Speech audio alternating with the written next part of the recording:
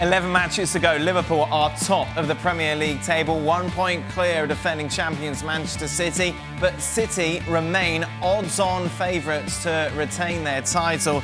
This off the back end, of course, of that 0-0 draw against Manchester United. You picked Liverpool at the start of the season, Ian, which you remind us quite regularly on this show. Did Jurgen Klopp let you down in your pick down by not capitalising on those 3 injuries in the first half for Manchester United?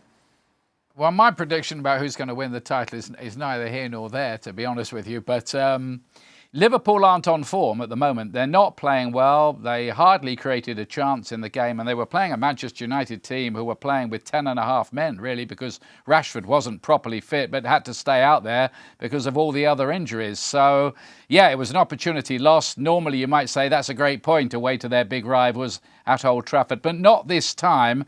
And you'd be a little bit worried about Liverpool at the moment. Some of the key players, notably Mo Salah, doesn't look on form. And I think they've got a tricky game coming up in midweek against a bang-in form Watford, who really do look like they are on the hunt for a European place in 7th place and won 5-1 away last Friday. Exactly, they won away against Cardiff on Friday. You look at this Liverpool team, we talked about it yesterday as well, they just seem to lack any sort of bite in front of goal that just epitomise them last year and indeed the early parts of this season. And it's a word that we keep bringing up when it comes to Liverpool. At their best, there is energy to the team. This performance, along with the performance against Bayern Munich at home in Champions League, it lacked energy. It lacked a certain amount of intensity. And that's what makes Liverpool a good team. When there is that energy and that intensity, and they're willing to pressure and get their lines higher up the field, they're able to create turnovers, and then it makes it a whole lot easier for that front three to be able to create.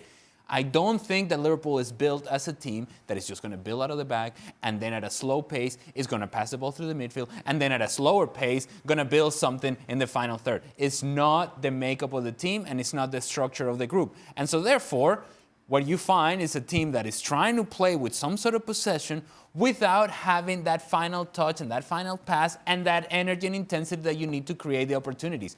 They were boring to watch yesterday.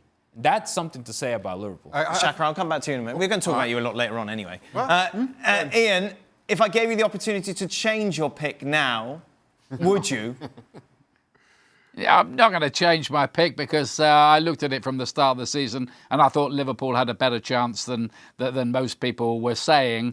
But I'd have to say Manchester City at the moment look to be the team in better form. But, you know, there could be more twists and turns. The guys with you there in the studio, ex-professional footballers, know only too well how quickly things can change. There's still the best part of 3 months to play.